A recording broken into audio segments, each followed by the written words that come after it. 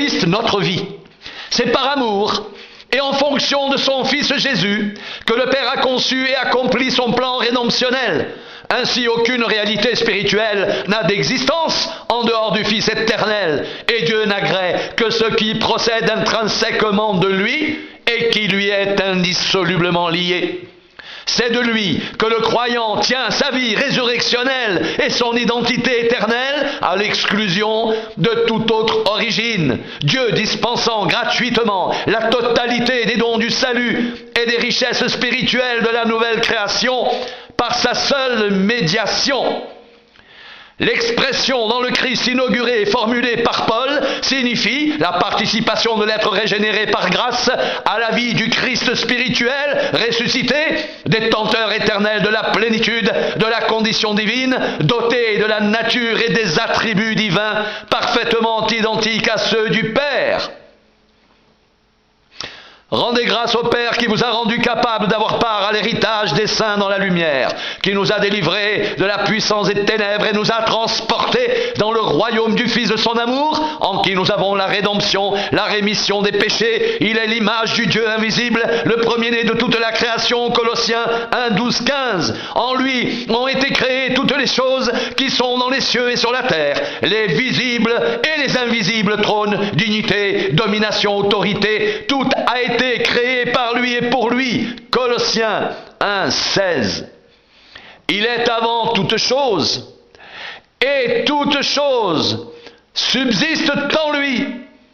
Il est la tête du corps de l'Église. Il est le commencement, le premier-né d'entre les morts, afin d'être en tout le premier. Car Dieu a voulu que toute plénitude habitât en lui. Il a voulu par lui réconcilier tout avec lui-même, tant ce qui est sur la terre que ce qui est dans les cieux, en faisant la paix par lui, par le sang de sa croix. Colossiens 1, 17, 20.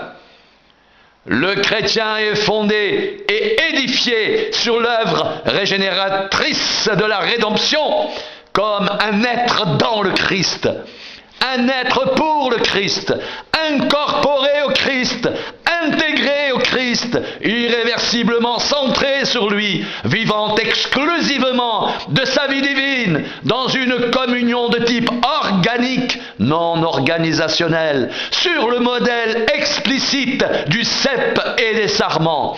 Demeurez en moi, et je demeurerai en vous, comme le sarment ne peut de lui-même porter du fruit s'il ne demeure attaché au cep, ainsi vous ne le pouvez non plus si vous ne demeurez en moi. Je suis le cep, vous êtes les sarments. Celui qui demeure en moi et en qui je demeure porte beaucoup de fruits, car sans moi, vous ne pouvez rien faire. Jean 15, 4, 5. Par et dans le Christ signifie que la panoplie des antiques programmations cognitives et comportementales de l'être de la première création déchue à cause du péché, ainsi que l'éventail de ces jeux, rôles, scénarios et faux moi parasites sont abrogés, abolis au profit des nouvelles facultés de sagesse, de compréhension et d'amour de l'être nouveau, consubstantiel du Christ, faculté d'amour inconditionnel de Dieu et du prochain.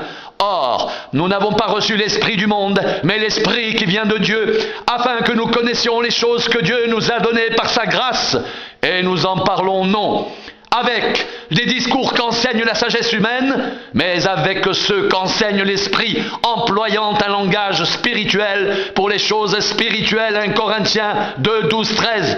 Mais l'homme animal ne reçoit pas les choses de l'Esprit de Dieu, car elles sont une folie pour lui, et il ne peut les connaître parce que c'est spirituellement qu'on en juge. L'homme spirituel, au contraire, juge de tout, et il n'est lui-même jugé par personne. Car qui a connu la pensée du Seigneur pour l'instruire? Or, nous avons la pensée de Christ. 1 Corinthiens 2, 14, 16. Tu aimeras le Seigneur ton Dieu de tout ton cœur, de toute ton âme, de toute ta force et de toute ta pensée, et ton prochain comme toi-même. Luc 10, 27. La conversion et la régénération par la foi en la personne et l'œuvre du Christ. L'identification en sa mort, sa résurrection et sa glorification, sous la motion de l'Esprit Saint, implique une restitution complète de la créature à Dieu, le sacrifice rédempteur opérant, complet transfert de propriété et de souveraineté au Dieu créateur rédempteur. Dès lors, l'être racheté au prix du sang du Sauveur est irréversiblement soustrait au champ d'application de la loi, du péché et de la mort, est définitivement introduit dans celui de la loi de l'esprit de vie qui est en Jésus-Christ. Ainsi, le racheté ne s'appartient plus. Il est désormais propriété exclusive, incessible, intransmissible, insaisissable, inaliénable et imprescriptible de Dieu. Ne savez-vous pas que votre corps est le temple du Saint-Esprit qui est en vous, que vous avez reçu de Dieu, et que vous ne vous appartenez point à vous-même, car vous avez été rachetés à un grand prix. Glorifiez donc Dieu dans votre corps et dans votre esprit, qui appartiennent à Dieu. 1 Corinthiens 6, 19, 20. De toute évidence, l'intériorisation de ces critères de référence et d'appartenance au Christ détermine un nouvel état de conscience dans la grâce, incompatible avec l'ancienne atavique prétention à être décideur de sa propre vie, avec ses motivations, ressources et finalités personnelles, égocentrées, psychiques. Ce n'est pas à dire que nous soyons par nous-mêmes capables de concevoir quelque chose comme venant de nous-mêmes. Notre capacité, au contraire, vient de Dieu. 2 Corinthiens 3,5. Ainsi, mes bien-aimés, comme vous avez toujours obéi, travaillez à votre salut avec crainte et tremblement, non seulement comme en ma présence, mais bien plus encore maintenant que je suis absent, car c'est Dieu qui produit en vous le vouloir et le faire selon son bon plaisir. Philippiens 2, 12, 13. Toute plante que n'a pas plantée mon Père céleste sera déracinée. Matthieu 15, 13. En effet, celui qui se sait être le point d'application du décret de grâce divine et propriété éternelle de Dieu a saisi la cause fondamentale de son existence, compris sa réelle raison d'être, clairement identifié sa mission spirituelle, pris conscience de la signification ultime de sa destinée sans préjudice d'accomplissement des initiatives et actions temporelles présélectionnées par son Créateur au titre de sa participation comme associé à la construction en cours de l'édifice divin. Nous sommes son ouvrage, ayant été créés en Jésus-Christ pour de bonnes œuvres que Dieu a préparées d'avance afin que nous les pratiquions. Éphésiens 2,10. Nous sommes ouvriers avec Dieu. Vous êtes le champ de Dieu, l'édifice de Dieu. Selon la grâce que Dieu m'a été donnée, j'ai posé le fondement comme un sage architecte et un autre bâtit dessus, mais que chacun prenne garde à la manière dont il bâtit dessus. 1 Corinthiens 3, 9, 10.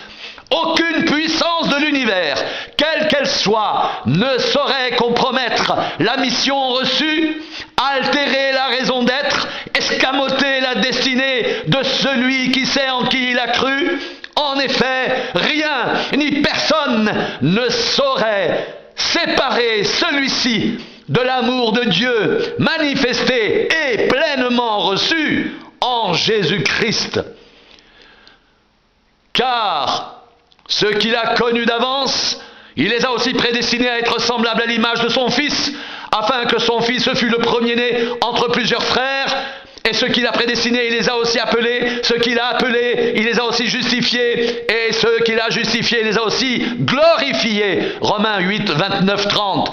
J'ai l'assurance que ni la mort, ni la vie, ni les anges, ni les dominations, ni les choses présentes, ni les choses à venir, ni les puissances, ni la hauteur, ni la profondeur, ni aucune autre créature ne pourra nous séparer de l'amour de Dieu manifesté en Jésus-Christ notre Seigneur. Romains 8, 38, 39. C'est pour cet évangile que j'ai été établi prédicateur et apôtre, chargé d'instruire les païens et c'est à cause de cela que je souffre ces choses, mais j'en ai point honte, car je sais en qui j'ai cru, et je suis persuadé qu'il a la puissance de garder mon dépôt jusqu'à ce jour-là. 2 Timothée 1, 11, 12. Christ, notre gloire, il est un principe constant dans les Écritures. Dieu veut avoir affaire directement aux pécheurs, traiter personnellement avec chacun d'entre eux et habiter en tous par un seul, Jésus, à l'exclusion de toute autre substitutive illégitime forme de médiation ou représentation individuelle, corporative ou institutionnelle. Celui qui a mes commandements et qui les garde, c'est celui qui m'aime, et celui qui m'aime sera aimé de mon Père. Je l'aimerai et je me ferai connaître à lui. Jean 14, 21. Si quelqu'un m'aime, il gardera ma parole et mon Père l'aimera. Nous viendrons à lui et nous ferons notre demeure chez lui. Jean 14, 23. La revendication par le Créateur d'un colloque singulier avec le pécheur est l'expression de son aspiration profonde à une authentique conversion de la part de ce dernier, fondée sur Dieu seul, garantie exclusive d'une réplique fidèle des perfections de Christ dans la vie du bénéficiaire de la grâce, l'enfant de Dieu ainsi conçu et développé dans la vie nouvelle, conformément à la volonté divine, accédera harmonieusement, croissant en stature et en grâce, à un état de liberté et d'épanouissement dans l'esprit, de maturité dans les fruits et de responsabilité dans les attitudes, à la satisfaction des attentes de croissance et d'amour de la communauté messianique et du besoin de pardon et de salut des pécheurs séparés de Dieu, privés de son amitié en raison de leurs conditions de transgresseurs, en conflit, invétérés, antagonistes avec le Créateur. Ma parole et ma prédication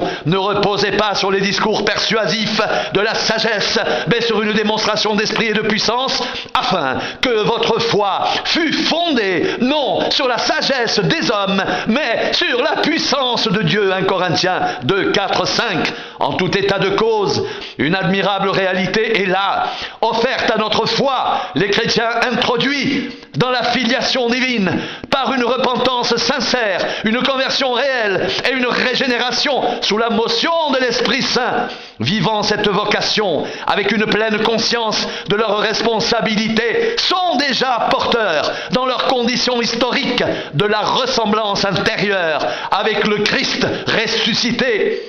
Et donc, ils participent de la nature divine. Je leur ai donné la gloire que tu m'as donnée, afin qu'ils soient un, comme nous sommes un. Jean 17, 22. Nous avons connu l'amour que Dieu a pour nous, et nous y avons cru. Dieu est amour, et celui qui demeure dans l'amour demeure en Dieu, et Dieu demeure en lui. Tel il est, tel nous sommes aussi dans ce monde. C'est en cela que l'amour est parfait en nous, afin que nous ayons de l'assurance au jour du jugement. 1 Jean 4, 16, 17, plus précisément. Les nés de nouveau sont conçus pour croître et se développer selon une dynamique progressive, graduelle, continue, d'assimilation, d'intériorisation de l'image de Christ, l'exact reflet de la gloire de Dieu et l'empreinte de sa personne. Il convenait en effet que celui pour qui et par qui sont toutes choses et qui voulait conduire à la gloire beaucoup de fils élevant à la perfection par les souffrances, le prince de leur salut, car celui qui sanctifie et ceux qui sont sanctifiés sont tous issus d'un seul. C'est pourquoi il n'a pas honte de les appeler frères lorsqu'il dit « J'annoncerai ton nom à mes frères, je te célébrerai au milieu de l'assemblée, et encore, je me confierai en toi, et encore, me voici, moi, et les enfants que Dieu m'a donnés. » Hébreux 2, 10, 13. En dernière analyse, si la finalité de tout processus de développement de l'enfant de Dieu est la réalisation de l'état de ressemblance avec le Père Céleste par l'exclusive médiation du Fils Rédempteur, nous comprenons alors le danger qu'il y a à substituer insensiblement à l'ordre de mission de faire des nations des disciples par l'enseignement de l'observation de l'intégralité des instructions du Maître, les illusoires sécurité, assurance et garantie mimétique d'un apparent salut par le seul fait d'une appartenance à une institution semblable à celle de ce monde. Pour ce qui me concerne, loin de moi la pensée de me glorifier d'autre chose que de la croix de notre Seigneur Jésus-Christ, par qui le monde est crucifié pour moi, comme je le suis pour le monde, car ce n'est rien que d'être circoncis ou incirconcis. Ce qui est quelque chose, c'est d'être une nouvelle créature. Galates 6, 14, 15. Soyez donc parfaits, comme votre Père Céleste est parfait. Matthieu 5, 48.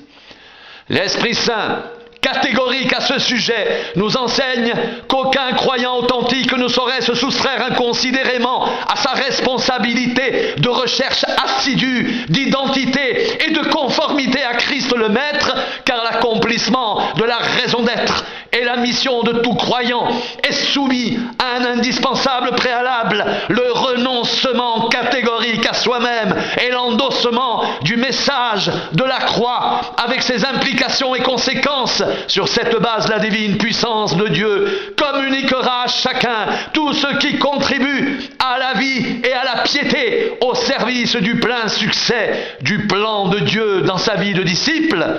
Si quelqu'un veut venir après moi, qu'il renonce à lui-même, qu'il se charge chaque jour de sa croix et qu'il me suive, car celui qui voudra sauver sa vie la perdra, mais celui qui la perdra à cause de moi la sauvera. Luc 9, 23, 24. Si nous sommes devenus une même plante avec lui par la conformité à sa mort, nous le serons aussi par la conformité à sa résurrection, sachant que notre vieil homme a été crucifié avec lui afin que le corps du péché fût détruit, pour que nous ne soyons plus esclaves du péché. Romains 6, 5, 6. Sa divine puissance nous a donné tout ce qui contribue à la vie et à la piété au moyen de la connaissance de celui qui nous a appelés par sa propre gloire et par sa vertu, lesquels nous assurent de sa part les plus grandes et les plus précieuses promesses, afin que par elles vous deveniez participants de la nature divine, en fuyant la corruption qui existe dans le monde par la convoitise de Pierre 1, 3, 4. Aucune exception ou dérogation à la matière, avec une précision cependant. Cette orientation de vie, sous-tendue par une intense et constante recherche de ressemblance au Christ ressuscité, recevra son parachèvement au moment du sublime événement de la résurrection corporelle. Voici, je vous dis un mystère, nous ne mourrons pas tous, mais tous nous serons changés en un instant, en un clin d'œil, à la dernière trompette. La trompette sonnera et les morts ressusciteront incorruptibles. Et nous serons changés, car il faut que ce corps corruptible revête l'incorruptibilité et que ce corps mortel revête l'immortalité. 1 Corinthiens 15, 51, 53. Christ, notre modèle, la relation d'identité, conformité et consubstantialité au Sauveur, accomplissement de la loi de vie qui est en Jésus-Christ est caractéristique d'un nouveau genre de vie inédit, constructif, promoteur de valeurs pneumatiques, de haute résolution spirituelle, aux consonances éternelles glorieuses. Soyez mes imitateurs, comme je le suis de Christ. 1 Corinthiens 11, 1. Cette nouvelle manière d'être à la vie, complètement affranchie de toute allégeance et dépendance vis-à-vis de l'ancien monde disqualifié par l'empreinte et l'emprise du péché, et le fait de la puissance libératrice de Christ, de la domination des pressions de nécessité et de conformité séculière, et de sa puissance transformatrice en ceux qu'il envoie comme messagers de l'âge nouveau messianique, messager investi d'une mission évangélisatrice, sanctificatrice. Comme tu m'as envoyé dans le monde, je les ai aussi envoyés dans le monde. et je me sanctifie moi-même pour eux, afin qu'eux aussi soient sanctifiés par la vérité. Ce n'est pas pour eux seulement que je prie, mais encore pour ceux qui croiront en moi par leur parole. Jean 17, 18, 20. Cet incommensurable héritage spirituel est immuablement fondé sur une rédemption parfaitement accomplie, exclusive de tout biais et artifices égaux, narcissiques, justificateurs et méritoires. Le sacrifice rédempteur de Jésus non seulement lave l'être de ses transgressions, mais plus encore crucifie le transgresseur, ainsi définitivement délivré de sa nature transgressive, compulsive, et affranchi de tout lien, entrave et obstacle préjudiciable à l'expression de la plénitude divine de Dieu dans l'être du croyant ainsi régénéré. Or, à celui qui peut faire par la puissance qui agit en nous infiniment au-delà de tout ce que nous demandons ou pensons, à lui soit la gloire dans l'Église en Jésus-Christ, dans toutes les générations, au siècle des siècles. Amen. Éphésiens 3, 20, 21. L'identification au Christ dans sa mort, sa résurrection et sa glorification comme modèle incontournable de structuration, configuration et maturation de l'identité filiale divine enseignée par l'Esprit Saint dans les Écritures, sans confusion ni amalgame, avec aucune méthode de conditionnement psychologique comportementaliste par dressage, formatage, apprentissage conditionné, drill, constitue tout à la fois pour chaque membre de la famille de Dieu une protection absolue contre les virus désinformationnels, désorganisationnels du légalisme, leadership et structure autoritaire, et du laxisme, leadership et structure libéraux, laissez faire, et le moyen par excellence d'accès à la connaissance du Fils de Dieu, à la position d'être en état d'achèvement et de complétude, à la dimension parfaite de Christ. Il a donné les uns comme apôtres, les autres comme prophètes, les autres comme évangélistes, les autres comme pasteurs et docteurs, pour le perfectionnement des saints, en vue de l'œuvre du ministère et de l'édification du corps de Christ, jusqu'à ce que nous soyons tous parvenus à l'unité de la foi et de la connaissance du Fils de Dieu, à l'état d'homme fait, à la mesure de la stature parfaite de Christ. Éphésiens 4, 11.